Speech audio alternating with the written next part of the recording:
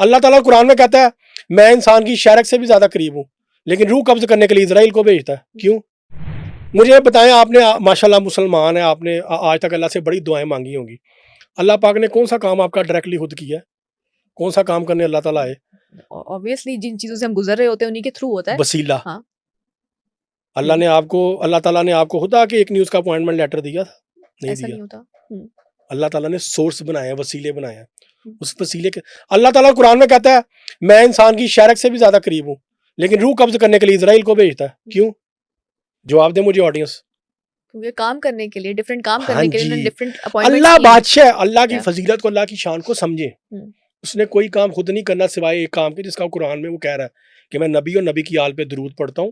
اے ایمان والو، تم بھی اور فرشتے بھی اور انسان بھی نبی اور نبی کی آل پہ درود پڑھو. اس کے علاوہ کوئی کام ہمیں نہیں ملتا جو اللہ کہتا ہو کہ میں خود کرتا ہوں.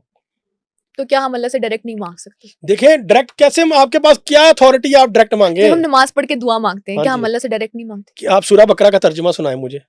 سورہ بقرہ کا ترجمہ مجھے نہیں آتا. میں آپ کو بتاتا ہوں. میں آپ کو کریٹکس کے لیے نہیں کہا سورہ بقرہ کا ترجمہ، ایسی کوئی بات نہیں ہے. اس میں آیت، اس میں ذکر آتا ہے سورہ بقرہ میں، جب یہ آیت ہے نا کہ ہم تجھی سے مدد مانگتے ہیں، تجھی سے مدد مانگتے ہیں، اس آیت کے بعد آیت ہے کہ ہمیں ان کے ساتھ شامل کر کے جن پہ تو نے اپنا انعام کیا، نہ ان کے ساتھ جن پہ تو غضبناک ہوا. آگے آپ واسطہ کیوں دے رہے ہیں؟ اللہ کو اگزامپل کیوں دے رہے ہیں؟ اللہ کو مشورہ کیوں دے رہے ہیں آپ؟ دیکھیں یہاں پہ بھی وسیلہ ہے.